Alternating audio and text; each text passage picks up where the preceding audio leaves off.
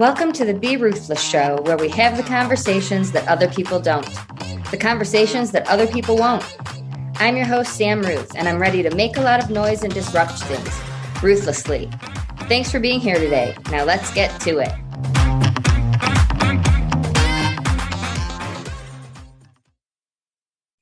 Welcome back to the Be Ruthless Show. I'm your host, Sam Ruth, and joining me today is Dr. Ashley Perkins, PharmD. She's a mental health advocate with a background as a pharmacist and educator. She graduated from Butler University's College of Pharmacy and Health Sciences in 2008 and is currently in the Ed.D. program at Marshall University with a focus on curriculum and instruction.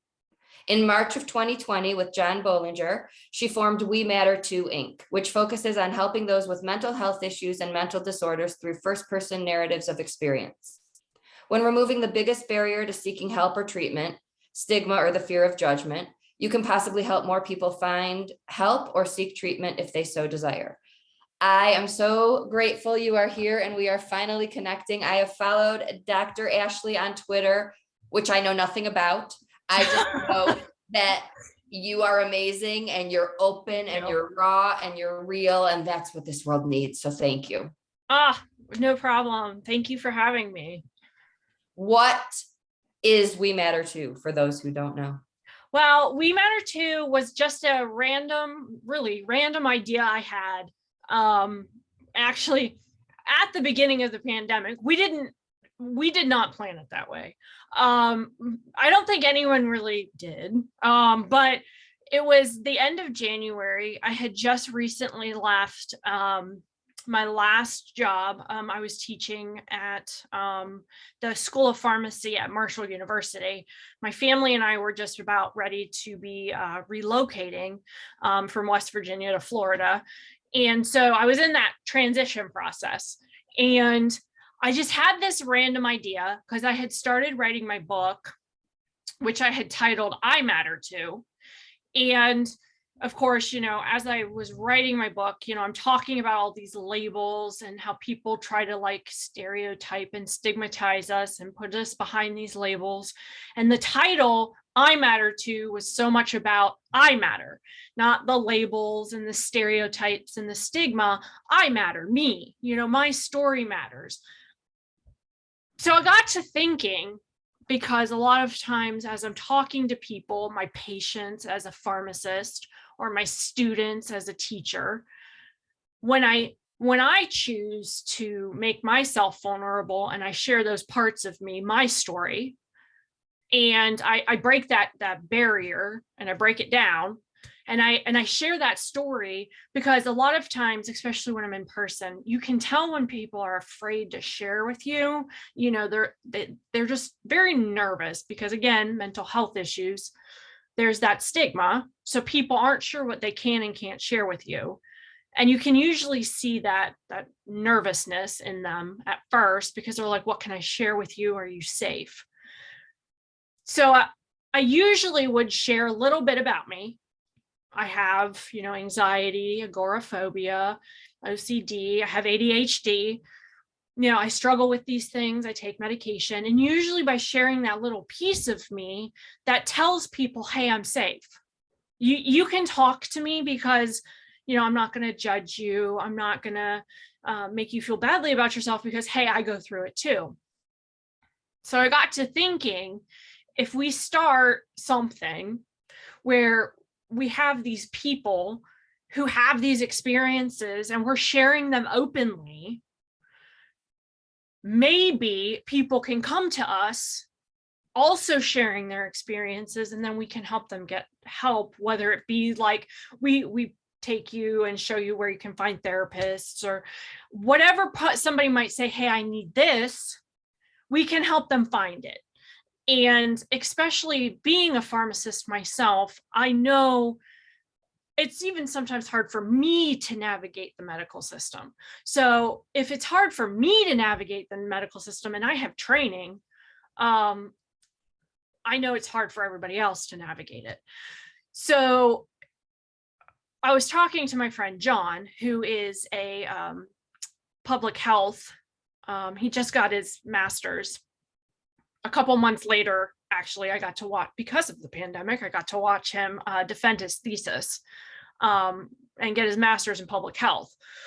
So we just started talking, and I was like, what if we start like an organization where we can do all of these things and like help people? And like, you know, if I'm sharing, people know I'm safe. And if we have other people, and then We Matter Too was just the natural progression from the title of my book. I matter too, we matter too. I love so much about this. We're trained not to share. We're trained. Oh, I know. Exactly. Right? So I've always had this out of the box method of working with my clients that goes against what we're told, because people don't respond to clinical. They need to know that we're human and that we get it. And so I always felt like I was the only one and I was breaking the rules, but clients connect with us because we understand. And if we don't share that piece, they think that we just live this life walking without any issues. And so I love that you did that, because I'm sure in school you have similar training, and people connect with what's real. And by there's millions of people out there doing clinical work thinking I'm not allowed to share what's going on with me because that's wrong. And it's so helpful to everyone else. Right. And I've spoken, I'm part of a pharmacy organization.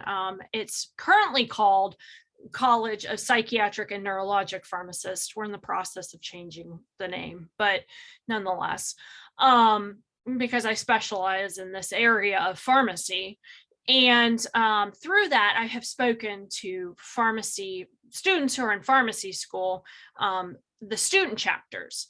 And so when I talk to the students who are in our student chapters, I make sure to mention to them, you know, there's a line where you're sharing enough that you're telling your patient, hey, I'm a human being and I deal with these things. And then you go into where you're sharing too much. Right. And as you're going through and you're learning about your process of how you counsel your patients, you'll learn that. And you're going to learn what the patient needs to know. And I always tell them, because I've spoken to like 6 or 7 groups now, just share enough. Share those pieces of you that help the patient know that they're not alone, that they have a pharmacist behind that counter that they can come to, and they're a safe place that they can share. I don't think people know that. I will reach out to pharmacists before I contact a psychiatrist. You know so much. You know my history because it's in your computer. You know if things interact or don't. And I don't think enough people understand that you are there not just to fill a bottle and give it to them and take their money. Mm-hmm. You know more than most. So I don't know why that is, but I feel like there need to be signs like you're allowed to ask us questions. And unfortunately, CVS and Walgreens have ruined pharmacists. Unfortunately, I worked for one of those companies for a very long time, and I have no problem speaking out against it because I worked for CVS and they abuse pharmacists.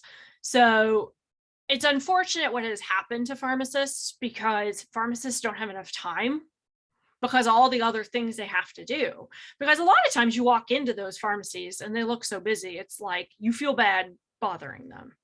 And pharmacists truly are trained to the point that they can do a lot of things for you. And people really don't realize, because again, you walk into the pharmacy and they're running around doing a lot of things. But we're truly trained to do, we're jack of all trades medical person, and we can do so many things. And we're the most accessible medical professional. You can walk into a pharmacy and get a pharmacist. You can't just walk into a doctor's office and demand to talk to the doctor. Right. But I don't understand if people, I don't know how to get the point across. I will call for my clients oftentimes, but I want people to understand that you have the answers, even if it's about something over the counter, whatever it is. I go to you first, always. A lot of people do. I mean, when I used to, because I teach now, but when I was in the pharmacy, I mean, I can't tell you how many different things I helped people with. I mean, a lot of times people will come into me and they'd be like, what do you think this is? And I'd be like, oh, well, I think it might be this. And 9 times out of 10, they'd come back and be like, you know what, doc, you were right. And I'm like, well, I've seen enough of this that yes, I figured I probably was. And that's the thing, is that we learn diagnosis, even though that's not what we do on a regular basis, because medicine, drugs, and that's our main focus. But we learn diagnosis and we learn all of those other things too. But doctors, medicine, drugs, that's not their main focus. Their main focus in the cog is diagnosis. Right. So like we all have these points in the wheel where our specialty is a certain thing, and then we know how to do the other things as well. And that's what makes medicine so cool, is that it's such a great collaboration, and patients don't realize that that's what makes it great,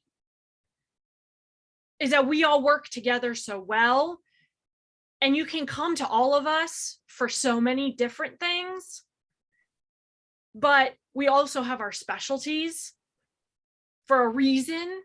And that's why we all went to school for as long as we did, so that we can all fit together and work together. And in the mental health world, so I'm a psychologist, right? Reaching out and trying to get a hold of a psychiatrist can be difficult, even if it's one I'm working with that treats one of my clients. It's much easier to call a pharmacist and say, my client is experiencing acid reflux. She newly was put on Celexa. Could this be a side effect?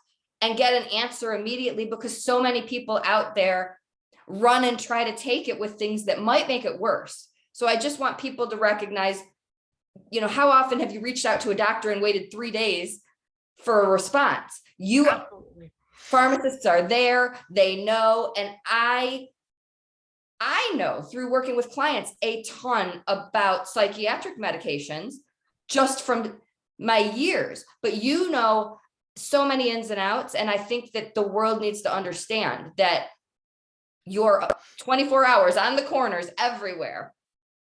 Absolutely. Absolutely. And that's a lot of times patients will be like, well, did you talk to the doctor about about that medication? I was like, did you call the pharmacist and ask the pharmacist about the medication? And they're like, oh, I didn't think about that. And I'm like, pharmacists can really help you with that medication, I bet. I've had a pharmacist. I moved from Michigan to Colorado years ago, and my history is in the computer. And a Colorado doctor prescribed me a medication, and they said, I don't really think this goes well. The pharmacist did when I went to pick it up. And that's helpful to me. I am extremely sensitive to anything. And I don't want to give myself something that's more likely to mess with me. So they're not these people we're not allowed to talk to behind the glass back there. Absolutely. Absolutely. And believe it or not, it's funny because even in our little community on Twitter, one of the people that I've connected with and gotten to know really well calls me the warrior pharmacist. And because, they all know that they can ask anything that they want. They can verify things with me.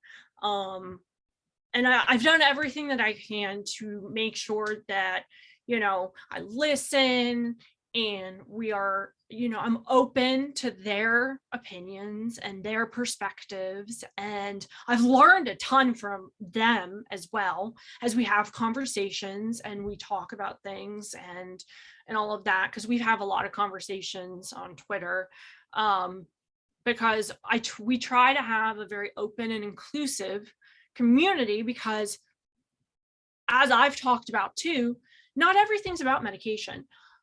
I'm a pharmacist, yes, medication and drugs I went to school to learn about, but not everything's about medication. Like, I have plenty of patients and plenty of people who don't want to take medications, and that's perfectly fine with me. I don't care. If that's something that they don't want to do, then we can find avenues so that we don't need to do that. I'm very patient-centered. If patients want to do something different, then that's what we'll do, and we'll talk about it, and we'll find other ways. It can't be my decision. It has to be the patient's decision. And that's another thing that I know we talk about a lot on Twitter, is that it's got to be the patient's decision. I give the information that I've learned and I pass along what I know, but I don't make decisions for anybody.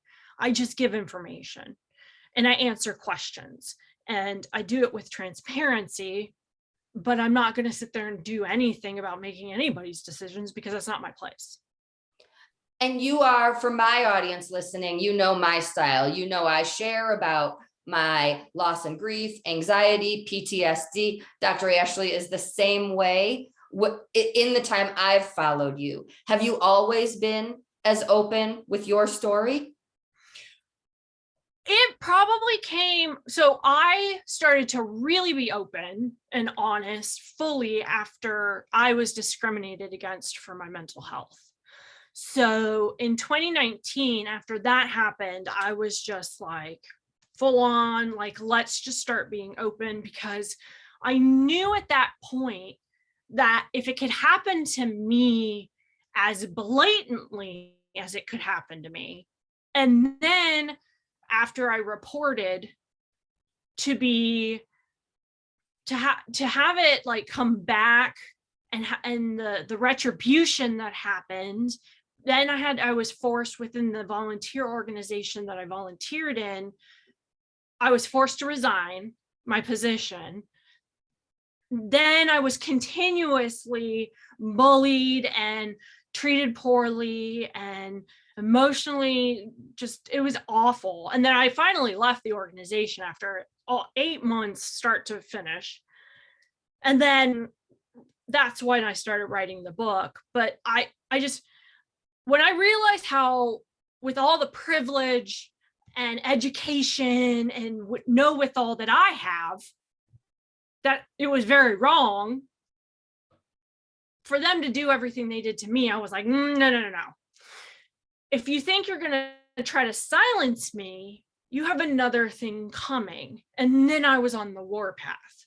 So that's when I decided, no, we're going to do something about this.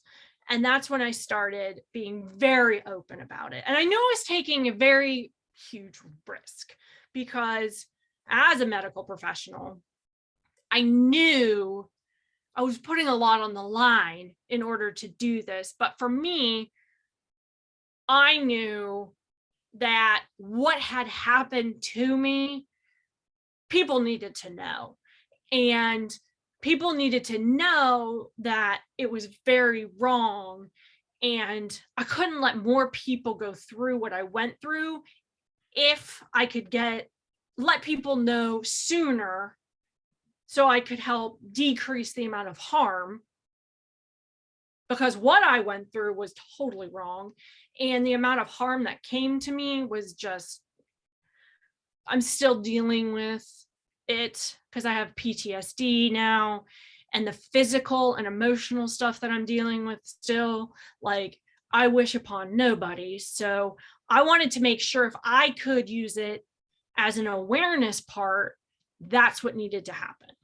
This is really important, because anyone going through that would have personal consequences following, whether that's mood or health, anyone. But we're talking about someone already struggling with a mental health issue.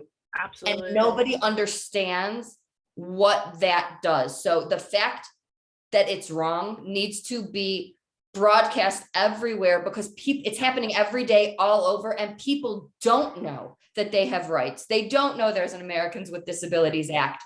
They don't know. And whether you're a student struggling, not having your needs met, or an adult being treated poorly in the workplace. It happens, and it's wrong. So thank you for being so brave, because Absolutely. there are risks. People come back at us.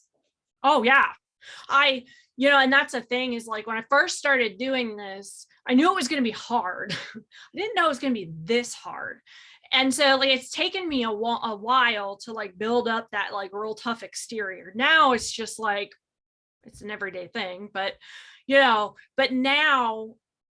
I tell people, I have people come to me and they're like, I think this is happening. What can I do?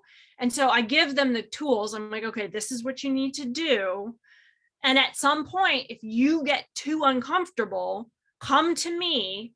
I'll do it for you, because I'm used to feeling this way, because you're going to feel uncomfortable because you're pushing against people that aren't going to like it. And it's going to be oftentimes are in a position of power, in some sort of boss, teacher, some sort Absolutely. of power dynamic. Administration, whatever they're pushing against, parents with children who they're trying to advocate for, whatever the case may be, people who are coming to me asking me for help, I'm like, you're going to feel uncomfortable because you are totally pushing against people who like the system the way it is, and they're not going to want you to push. So you are going to feel way uncomfortable, and it is not going to be a place you're going to enjoy being. But if you at any point don't feel comfortable pushing anymore, come to me. I don't mind, because I've been doing this long enough that I can help you do it. And I'm happy to put myself in that position, because I do this all the time. I'm used to people being mad at me. Right. And with my clients, unfortunately, we live in a world where a third party is often listened to more than the individual dealing with the issue. So my clients go through less. It's quicker. I get better results. And it shouldn't be that way, but currently that is how the system is. So enlisting someone else is not at all a sign of weakness. It is, I mean, business. I want to get this done. And there are people out there, that's all we do, because we're talking about invisible things, right? So it's not like you're going in with a cast and being asked to lift something heavy, which you can't do. There's something inside which much of this world doesn't believe in or acknowledge. Absolutely. And it's easier to stigmatize the person or whatever's happening. And I've had plenty of parents, plenty of individuals, and, I empower them to do it themselves first, because absolutely it feels good when you do it yourself, but it also wears on your mental health. So you have to definitely sit down and assess, how much of this can I take on before I have to ask somebody else for help? Because what I put myself through back in 2019, because I tell my husband this all the time, if I had done the right thing for myself in 2019, I should have resigned the day after the person questioned my mental health. And that was literally the day after it happened. And I wouldn't have had to go through 8 months of stuff. Right. But I did, because I knew if I kept pushing, I was doing it for the next person it happened to. Right. And I put myself through all of that. And I finally left after 8 months, because I knew I couldn't deal with it anymore, because it was done. And the problem didn't want fixed at that point. And that's when I knew. I was like, they don't want to fix this problem. They just want me to go away. Fine. And I still have yet to receive an apology. And it's been 3 years. And our rights aren't advertised. There aren't billboards and commercials telling us you are entitled. And if this happens, these are the things that you can do. So people everywhere are experiencing this. And I want to give a few real life examples in case you don't know what we're talking about. A student with anxiety that is not getting the chance to leave the room and get some air, having, something like that. Teachers because they don't see it. And they just think this person is asking for a pass every single day. And so your child is coming home saying, I wasn't allowed to go to the bathroom. That's a problem. It doesn't accommodations. It doesn't have to be something bloody and gore. Like that is a problem. A simple not honoring a mental health need. So I'm sure we've all seen it in ways, shapes, or forms. But the biggest one that the one I see most commonly is anxiety being minimized, and you can wait, and no, you can't go see your counselor, or no, you can't call your parent. That's a problem. It doesn't need to be bigger. The most recent one that I've been helping with is accommodations for ADHD not being given because the child's not failing. So we're not going to be proactive. We're going to wait until the child fails. And so the accommodations are being denied because the child's not failing. And even though the child has diagnosed ADHD. So I actually haven't had that experience, thankfully. I'm sure it's very, very common, but I'm a pit bull with the schools. And so I haven't had them tell me no like that. But I've already emailed the superintendent. Don't you worry. Right, when we're doing it for somebody else, we don't go through that mental health anxiety and stress. When it's us, every response impacts us. No, a no is your mental health doesn't matter. That's what it feels like. So yes. I have clients also who have gone through a death in the family, returned to school, and are not performing the way they did prior. They're having trouble focusing. They can't sit, whatever the case may be. And they're only given 2 weeks to get all that made up work in. Yeah. Things like that. There are accommodations that can be made for people dealing with things. And unfortunately, teachers might not, or schools might not volunteer it if we don't push. So these are just examples coming to mind. If you have something that feels wrong, trust your gut, reach out to somebody and get a second opinion, because we'll agree with you and we'll give you steps. Absolutely. As an educator myself, I will do just about anything for my students as long as they're communicating with me. That's what I've always told them. Communicate with me. As long as we are being proactive about it, then I will help you. So communicate with me. There's a big fear. I do a lot of transitioning from students with mental health issues going from a senior in high school to college, and a lot of proactive work to set them up to succeed before there is an issue. But there's a fear to go to a professor in college and say, I've been dealing with anxiety or I'm on medication. They would prefer to, let's just see if I have to. What is that? How can we help young adults understand that information helps you? You need it. It is hard. And the way I have done is I've just tried to have open communication with my students as much as possible, because honestly, it's just a trust thing. You have to show them that they can trust you. And that's what I've had to do. And it takes time, because honestly, it is frustrating, because you're going to go through like a couple weeks with them where you're going to have to do that you're just gonna have test waters with them, because they're not going to trust you at first. But that has to be okay, because they just don't know, because you don't know what they're coming from. So you, like, as an educator, as much as it's frustrating to me, I also have to understand that I got to meet them where they're coming from first, and then once they trust me, I hope they're going to come to me. Where sharing our needs, sharing our story is the same thing as putting down our allergies, right? I can't have peanut butter. The school needs to know that. Yeah. I show can't- my TED Talk. I do. I show my students my TED Talk. They see it. It's the first thing they see in orientation. So they know where I'm coming from right away. Let me ask this. Let's say I have a teacher that is much less open-minded, more old school, and I also have you.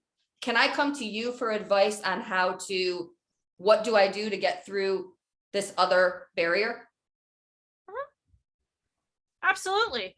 Because I mean, I've tried with difficult teachers, and sometimes it's just not going to work. And you've just got to, sometimes it is what it is.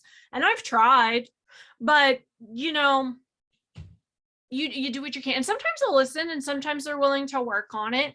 But other times it's one of those things that,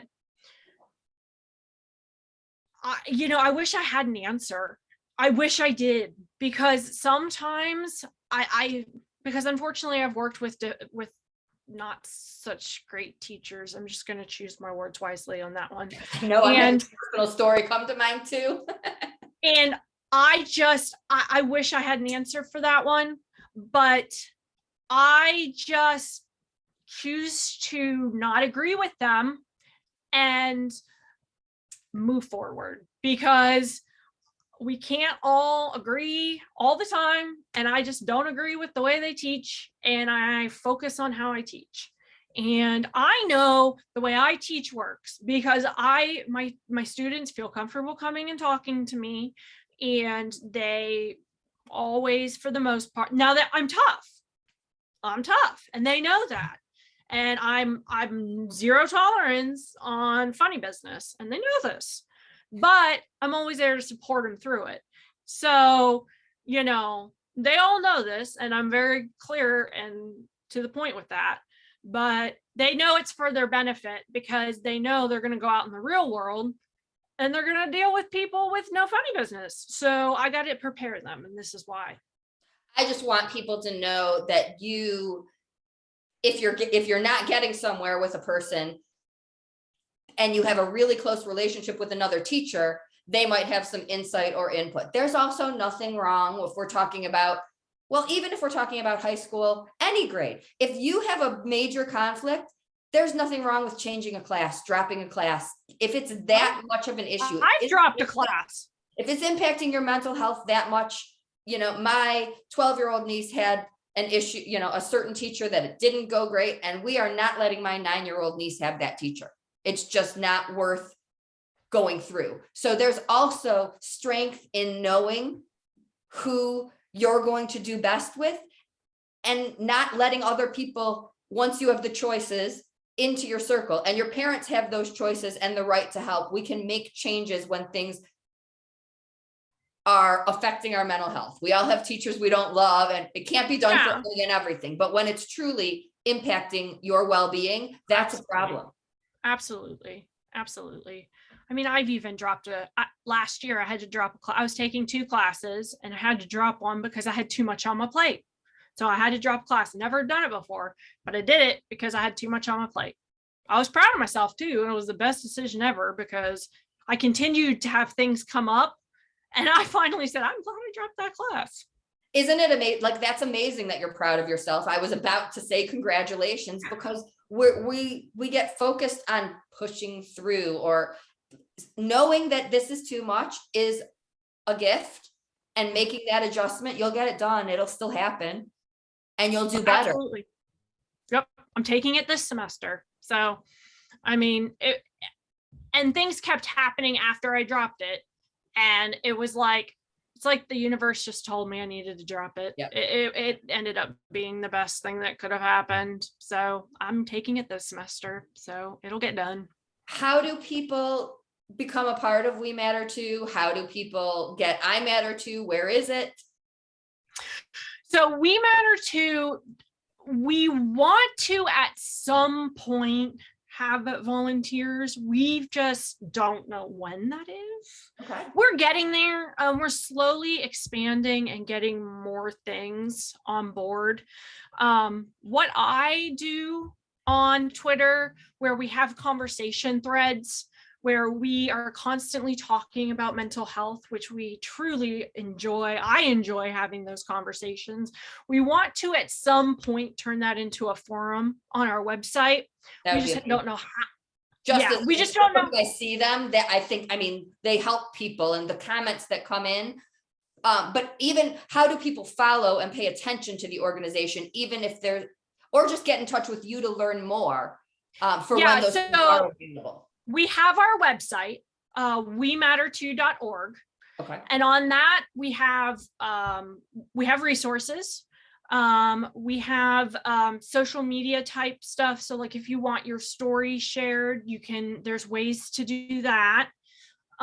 We share if you've written a book, we share our community who has written books. We also blogs. So if you want to write a blog, you can get in contact with Ariana is our communications director. So they take care of that. Sarah is our other board member who helps with social media. So she's usually on like Twitter a lot. She takes care of our handle at We Matter 2 Inc. So she's the one who usually does a lot of that stuff. So just so that you know, there are people behind that. I'll put it in the show notes if you're driving and can't write it down, but that is a great way to, I love the sharing your story. And even if you're not ready to share, you can read the others, which can absolutely be so helpful. And how do I get the book? Is it available? And is it like that? Is it a bunch of different stories, or is it just a book, your story? So I Matter 2 is my story, and it takes you through pretty much my life. It takes you all the way through my childhood. I dealt with bullying as a child. It takes you through my young adulthood. It takes you through, I dealt with alcoholism. I dealt with postpartum depression. And then it takes you through my discrimination, and it ends with my discrimination. And it really digs into those. But through that, it talks about when I got my diagnoses, and and what I do with each of my diagnoses is I give you some clinical information, and then I talk about how I deal with them personally. So I give you those personal information. What I really wanted to do was to breathe life into that clinical information.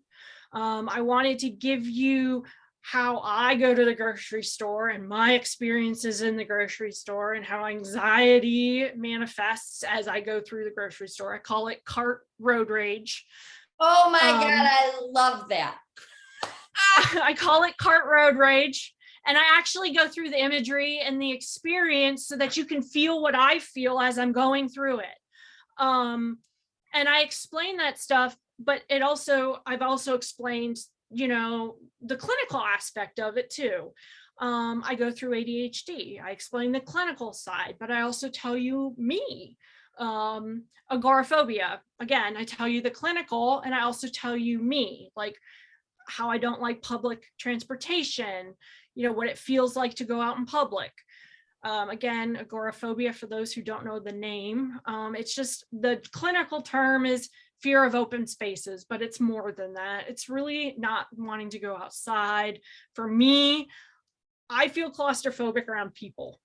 I don't like to be around a lot of people, so that keeps me from going out in public when there's a lot of people. It really, when I can't escape, when I feel like I can't get away from them.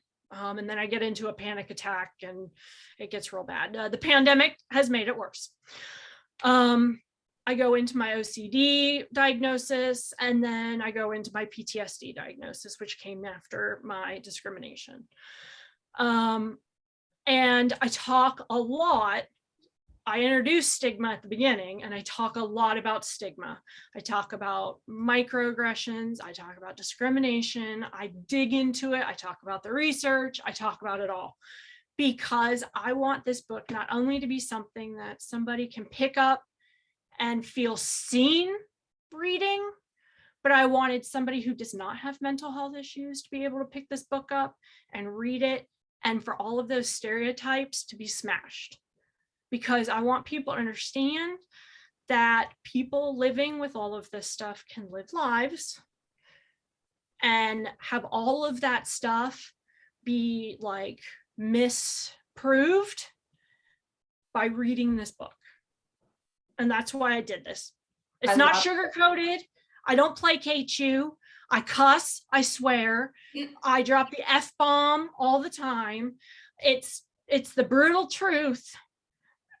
And one of the so I had about 4 people read it before to make sure. And one of them called it the anti-self-help book, which was the biggest compliment anyone could ever give me, because I didn't want it to be a self-help book. I wanted it to be a book that you could read and it could resonate with you. And I think it's important to point out that if you have a friend or a loved one with some sort of mental health issue, this would be a great book to read to just learn what it's like from their perspective. I've had so many people tell me that my story, my partner and I have a book called Faces of Mental Illness, and it's stories. And my story just helped them learn better ways to communicate with me and understand me. And so even if you don't think you need it for you, it might help you for a relationship or someone else in your life that's living with something you don't quite grasp. Yes, exactly. And that's really, I just wanted to help people with this book. Like, that is the main prerogative of this book, is just to help people. And whatever the case may be, I just want people to, it's on Amazon. It's both available in paperback and on Kindle. You can find it on Goodreads. And if you want a signed copy, you can get on my website, and it's $5 difference for US and Canada right now. Perfect. And what your website is? drashleyperkins.com. I'll put all this in the show notes in case you can't write it down right now. I'm so glad we've connected. I adore you. This is going to help so many people. Any last thoughts for everyone listening? I don't think so. I appreciate anything you would like me to share. No, I just think it is so special to have somebody that's so open about things the world isn't open about yet, but needs to be. And that's how I connected with you. There's a million things you see on Twitter or Instagram, but you are consistently you, unapologetically working to make a difference. And I appreciate it so much. Oh, well, thank you. I just, like I said, after all that happened, I knew I had to do something. And so it's been my mission. So I'm glad it's working. It's working. To everyone listening, please share this with anyone who might need. I Matter Too is available. All the links are in the show notes. And until next time, always be ruthless.